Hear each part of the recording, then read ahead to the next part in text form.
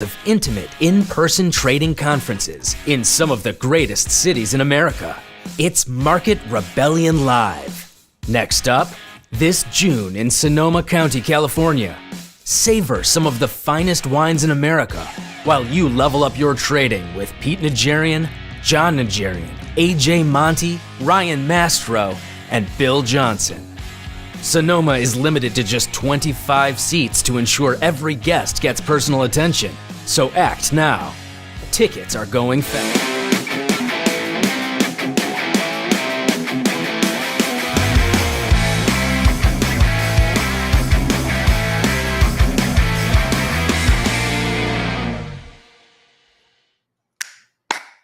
Bang! Welcome back to the Rebel's Edge. Rebel's Edge is 4 days a week, folks, so this winds up the week for us. But we're going to give you exactly what we've been giving you the last couple days, some pretty interesting prop bets and maybe Pete's take on the Super Bowl. Here's a prop bet for you. Chatham Imports. They keep on sending me this stuff, John, and if I can get through this show, I'll be good. No, I'm just kidding. Nope, those are the guys, folks, that make Michters. Yeah. And I love that bourbon and their rye, Pete. And the guy there is just the best, our buddy that sends us that stuff. And now they're into gin. So yeah, they got organic gin. They're going into the clear stuff from the brown to the clear, and that's not good for me. That's not good for you. Well, kind of good, but maybe not. Well, it's kind of good for you, yeah. So every day we hit macro for 1 minute. You want more macro? I could direct you to lots of places where you can get all the macro you can eat. And for most of you, you've got more than enough in your lifetime of macro. Yeah, that's an advertisement for Nutrisystems on macro. I mean, let's get rid of that. It might be an ad for Geritol or something for really, really old people, Pete. I want to know what's going on in the world. You didn't turn on anything today? No, I want to know what's going on. All right, I'll tell you. Crude oil's down over $1. That's 1.5%. The market's bending over for it. That's your macro. I got your Fed Governor Waller, John. These guys, the Fed can these guys all just shut up for a little while, or do they got to come out every single day with some new deal? But Waller was talking about, well, if we're going to be able to reach our target, it might be a long fight. That's not good. As soon as people start, we had a nice market. Things were running around pretty well. And then all of a sudden, well, here we go. And we start sifting back down. But the Fed just needs to continue to be what they say they are, transparent, and give us their opinions on where they need to go next. And once we get that, that's probably all we need to hear. I agree. So that's less than a minute, folks. Bang. All right. Let's talk about Mattel, Pete, because Hasbro and Mattel have shown up repeatedly on our unusual option scans on the put side. In other words, people were saying, okay, their Super Bowl, of course, occurs from Thanksgiving to Christmas. After that, unless they've got something big out there, neither one of those stocks should do particularly well. And you know what? Sales decline 22%, Pete, year over year. There's a whole bunch of negatives in this report. Yeah, the entire report is crap, John. When you look at it, they can't do anything with Barbie. They've got problems with American Girl. The international sales are down 18%. So it's not just North America, but North America is pretty bad. We're talking about that section is 26% lower. So to your point, you're down on your sales decline of 22%. Just getting hammered today, John. It's right near the 52-week lows. It's not quite on them, but 16 to 27, and here we are trading about 18. Gives you a little bit of an idea of how bad this was. They missed on earnings in a big way. So when you're missing on earnings, you've got issues with your sales. And by the way, your outlook looks bad. That's what people really focus on, right? We all pay attention to the earnings. We want to know what happened the previous quarter, but it's about guidance, and their guidance was awful. They're looking for maybe $1.25 of earnings. They were looking for $1.60. So there's there's a lot of problems in there, John. And it'll be very, very interesting to see, because will this continue to persist, or was this just a bad holiday season? We'll see. Right. And, the dolls, Pete, like you said, American Girl, which they bought, as well as Barbie, down 27% worldwide gross billings for those dolls. That's something that Mattel either has to fix, or they got to move on to something else. All right. Let's talk, Pete, about one of your favorites, AppLovin. And if you're in it, you're loving it again, just like McDonald's slogan, because even though it was a fourth quarter loss, stabilization from the advertising that they do and strong guidance. Pete mentioned that in Mattel on the weak guidance part. This one, strong guidance, and the stock is up nearly 30%, Pete. It's a really nice jump, John, and it's all like you just said. It really is based upon what they said about the guidance, the strong guidance. But I would caution people a little bit. And I would say it this way. Well, if you look at where the stock was, 52 weeks highs and lows, right? 9 all the way up to 76.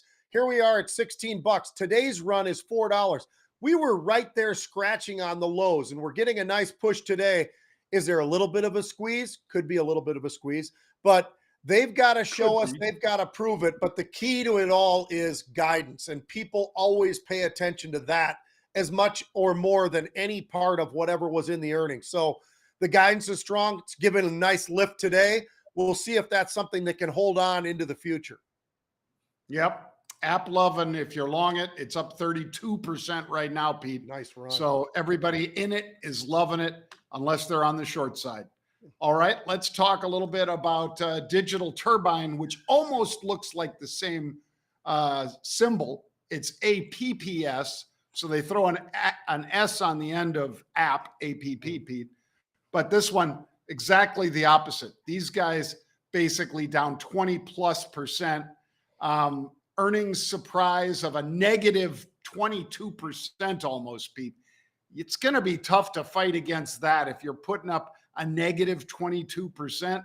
A quarter ago, mobile software, you would have thought, okay, maybe it is time where they finally get a little traction, but nope.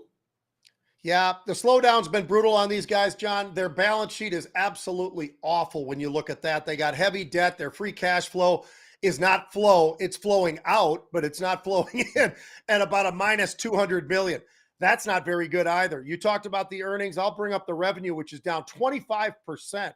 So they have issues just about everywhere. The holiday quarter, not a good one. This is one of those, do you want to chase it? I'm not sure you do at this point. It is itching and scratching right on the 52-week lows. But you know what? That doesn't mean it can't go lower. And in this case, unless they can start to turn it around in some way, John, I'm not very excited about what this company is doing right now. Yep. Company is Digital Turbine, folks. And yeah, you would have thought that they would have the wind at their back, but just the opposite. People were saying, and maybe, Pete, it's because people have developed their own ways on mobile to reach people and don't need Digital Turbine or APPS to do it. All right. How about a buy now, pay later? These things became extremely popular. And this stock, I'll give Bryn Talkington credit, Pete. Bryn called this one when it was, I think, triple digits. I think it was over 100 a share. She was saying, what's the barrier to entry for anybody else to do buy now, pay later? I mean, it's kind of like a layaway, isn't it? Well, the stock was kind of a layup, apparently, to be short. And now it's down 20% again. It's not the only time it's been down 20% either. Yeah, and as we said on some of the others, it's all about the guidance, right? Their guidance, absolutely atrocious. It's terrible. They missed on the top and the bottom. They've got huge debt, John. They've got shorts anywhere between 12 and 16% in the stock itself. The cash burn is incredibly high. There's almost nothing you can look at in the quarter and say, you know what, maybe Affirm could. No, there's nothing. Everything that they gave us was absolutely awful, which is why it is down 20%. And again, another one of these names where you were talking about it was in the triple digits. It's not that far away from the 52-week lows, which were in the single digits. So this is a stock that is just absolutely in the toilet right now. It's a dumpster fire. nothing good going on. They're going to have to prove to us at some point that they can get this thing turned around. And when I look at debts that are out there in the U.S. right now, John, not just the governmental debt, but I'm talking about the personal debts that people have in the United States right now. When you're looking at $16 trillion in credit card debts, there's a lot of issues out there. And I think this is one of those companies that they're going to be struggling just to stay alive. Yeah. Again, the barrier to entry is zero, folks. I don't know that you're getting a patent on something that's existed for 100 years, which is, you know, gee, I'd really like to buy this suit. I'd really like to buy this TV, but I can't really afford it. So maybe I'll do the layaway plan. This one is one of those I think you stay away from, except if we can get the Wall Street bets crowd or the, what do they, Occupy SEC crowd in there, Pete? Maybe that's the only way this thing moves up. Yeah. All right. Pete and I had a great trade in Uber, folks, a week ago. Uber was 31.5. It ran over 37.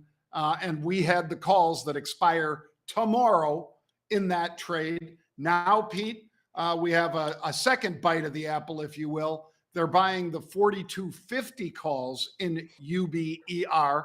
And those calls were bought for about $1, 96 cents to $1.15. So let's say average price is right around $1. Cheap shot, especially if the thing just kind of gathers itself for a couple days, Pete, and then makes another attempt at those higher prices. I'd be comfortable with that, but I would say make sure you're disciplined about taking profits on the previous trade first.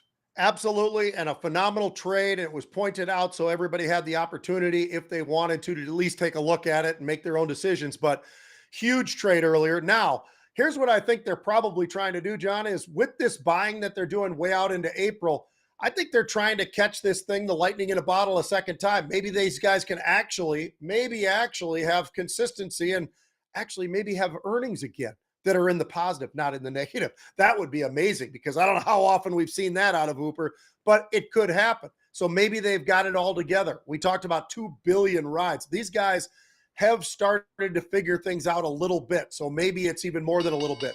I got one for you, John.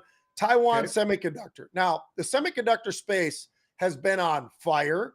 And in the last, call it week and a half or so, end of January into where we are right now, we've had buyers of Intel. We've had buyers of AMD. We've had buyers of NVIDIA and onsemi.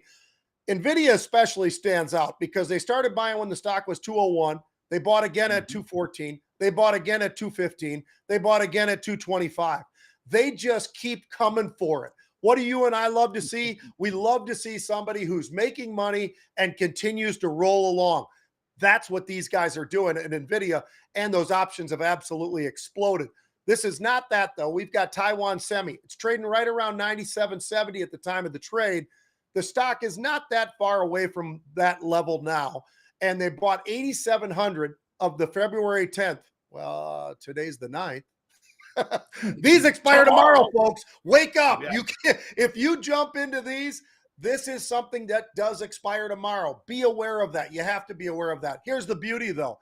They bought the February 100 calls that expire tomorrow, 10 cents up to 30 cents. Now, any kind of a sharp move, John, if we get that, not saying that we will, but somebody out there is buying these. Somebody thinks there's something up above potentially, and it's a fairly inexpensive shot in the big scheme of things, 10 cents up to about 30 cents. So I think this one's pretty interesting. I love what's going on with the semiconductors. They've been absolutely on fire. And when they've pulled back modestly and then re-entered the next level. And that's what we saw out of NVIDIA. Maybe we'll see that out of Taiwan Semi. It's going to have to happen by tomorrow, though. So this is very, very short term. Yep. Be extremely disciplined, folks. Take profits quickly, cut losses quickly if you jump on Taiwan Semi. I've been in that trade. I'm not in it yet, Pete. Not this time around. Sure. So, but I do like that. And the NVIDIA trade I am in. All right. Well, what do you got, Pete, as far as the NFL leading up to the Super Bowl? There's probably lots of meetings going on. What are you hearing through your sources? Yeah, there's a lot going on, John. I think that there's a lot of interesting things going on, and the head of the NFLPA was talking. And I'll tell you what, I am really bothered by this guy because I don't think he's protected the players. I think he's hurt the players. And what I mean by that is, and I've had discussions now, including today. I said, "Am I wrong?" And I called multiple coaches in the NFL. I said, "Am I wrong that the fact that they have moved the players?" And we talked about it this summer, John, but they don't practice in full gear for the most part. They only get a certain number of practices in the entire year. I think if I'm not mistaken, it was 21 practices total in full gear.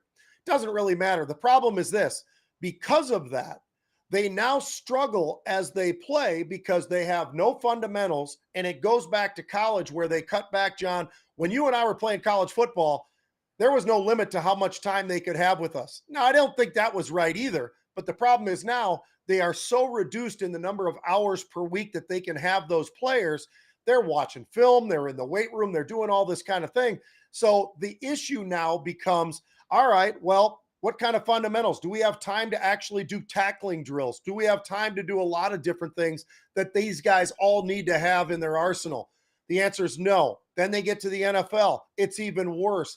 And because of some of the changes that they have made over the last decade or so, I think the reason we're seeing so many injuries, John, is a big contributor is these guys don't know how to tackle. One of the guys that I spoke with as a running back coach said, "Hey, look, I just tell my running backs, don't worry about it. Nobody's going to wrap up on you. It's all about balance. So if you can hit them as hard as they're hitting you and you can stay on your feet, you're going to get even that many more yards on your carries as you're running with the football." So there's so much going on there, John. I find it appalling. And what he came up with today, he said, "Look, I don't think we should have the combine anymore. I think it's ridiculous. I think it's he went through a whole line of why we shouldn't have the combine.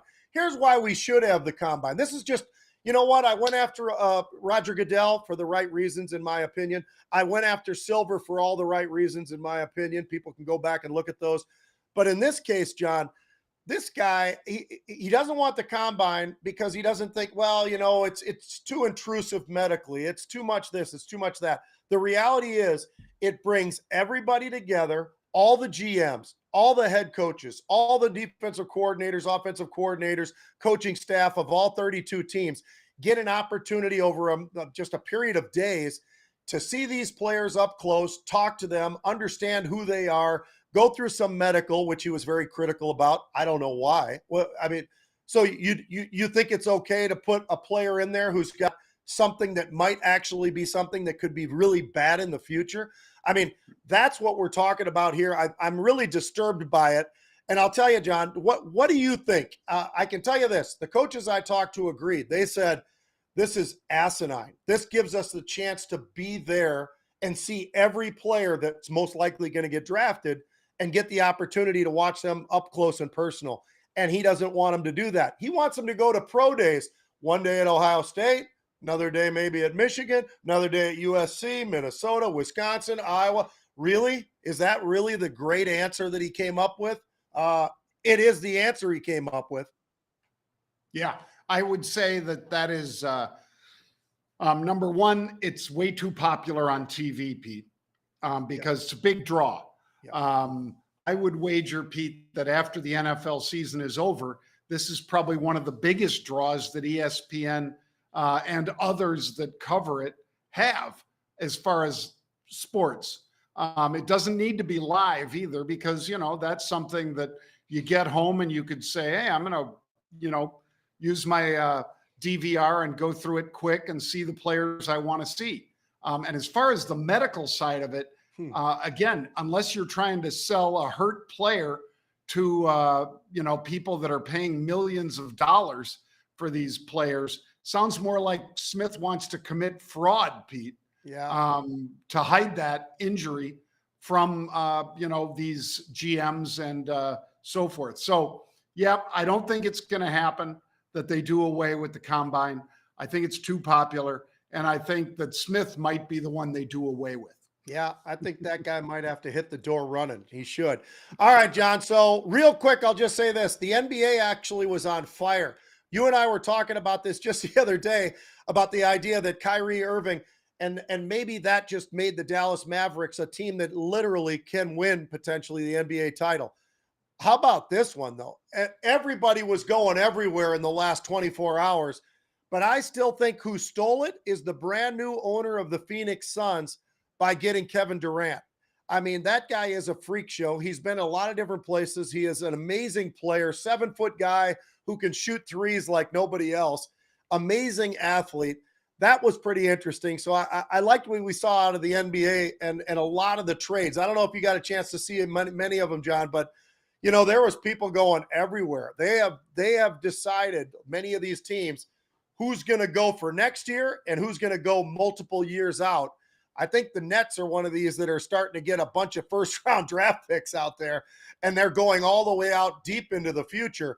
But I'll tell you what, they got nobody. Nobody's left on that team now, John. So what do you think? Is that something that was interesting enough for you to check it out, or? Interesting. And I thought, again, back to your comments yesterday on Kyrie Irving, Pete. Mm-hmm. Kyrie, of course, loved the idea that Durant also left. And like you said, he's going to Phoenix because he said, well, you know, I'm down in Dallas. I'll see him more often. And it's fun to play against him because he's such a great player. So Kyrie and Durant are all over the news this week. Oof. And I'm not surprised because they're two of the best in the whole NBA. John, the last thing we got, and then we'll go, but we're almost at the Super Bowl. It's Thursday. We got the Super Bowl on Sunday. Everybody's excited. We all know there's going to be unbelievable commercials and all that kind of great stuff. But all week, you and I have been talking about these prop bets. And I'll give you my three, and then you can pop off with whatever you want. 2, 3, 4, 5, whatever. But MVP. Now, this one's pretty interesting because you look at Hurts and Mahomes, they're basically, you know, they're obviously going to be the favorites. Then you got somebody like Travis Kelce, A.J. Brown. I like as a long shot, Darius Slay, the corner who's playing out there at Philadelphia. And here's why. The potential for interceptions, if the guy gets 2, which could happen, and then obviously I think that would also mean that Philly would win the game likely. If that's the case, your $100 is 10,000. I like that one, John. It's a long shot, but why not take a long shot? You're only going to get 125 out of, I mean, with the Hurts and Mahomes and all these guys. Here you're getting 10,000 on a $100 bet. Kind of like that one. The other one I like is the first Chief to score. They've got a running back there that's really impressive. You know, every time the Chiefs lose somebody, they seem to gain somebody else. But this Isaiah Pacheco, running back, 450. It's a plus 450 on that one. I kind of like that. I think that's kind of fun. And he's a heck of a running back who's done a really, really nice job, I think, for the Kansas City Chiefs. How about a quarterback with a reception? You can get $700 if either quarterback catches the ball during the game. Well, we all know what Philly's done in the past when they were there, right? It's a Super Bowl. And so I just think that there's a possibility that one or either team maybe could do something like this, where maybe they throw back to Mahomes. We've seen Kelce throw the ball already this year, so we know that can happen. He didn't throw it to Mahomes, but he could. So I kind of like that bet as well. I like that. And anything with Travis Kelce, I like, Pete. How about this one? What do you think the over-under is here, Pete? Jalen Hurts, consecutive completions. Oh, God. How many consecutive completions does he have? I'm going to go lower than most probably would, but I'll say 7. Okay. So that the over-under is 5.5. So in other words, Pete would buy the over here, folks. Yep. And he'd win $125 on 100 if he throws more than 5 consecutive, or in other words, 6 consecutive completions. All right, how about this one, Pete? Patrick Mahomes, longest rush. The over-under is 10.5 yards. I think he could easily have a run of over 10.5, but I don't know that that's good for Kansas City winning because he could get hurt. And there are some people that could lay a lick on him out there, even if he's trying to slide, because they know if he's out of the game, it's over, just like San Francisco. Yeah. So that's an interesting bet, I thought. Eagles rushing yards. under 149 and a half. Well, if it's under 149 and a half, you win almost 150 bucks on your $100 bet there, Pete. So those would be three of the interesting prop bets that I saw. I like those, John. I think those are great. I you know what? That last one's the most difficult of the three for me. I think Mahomes could run. You know, it would never be by design, I don't think. But, you know, we've all watched him. We know how he can make something out of nothing. And every once in a while, if the rush gets past him and he starts to do that, Patrick Mahomes kind of shifting around and running for the sideline and then stepping out right after he gets the first down, I could see him getting 11 or 12 yards on a play like that. So I don't think that's totally out of the picture. But, boy, that rushing yards with Philly is an interesting one. That offensive line is absolutely stellar. And a lot of my Islander buddies are on that line, John. So it's kind of exciting. And one of your buddies, Kelsey, is obviously the center leading the charge. So it's always pretty cool. That is, in my opinion, the best offensive line in the NFL right now is the Philadelphia Eagles. I agree. I think that's why I still think the line is all Mahomes influenced at being only 1.5. It should be closer to 4, Pete. Yep. So my money's on Philly because of that, because I think the line is wrong. All right. Well, thank you for joining us, folks. We will be back Monday.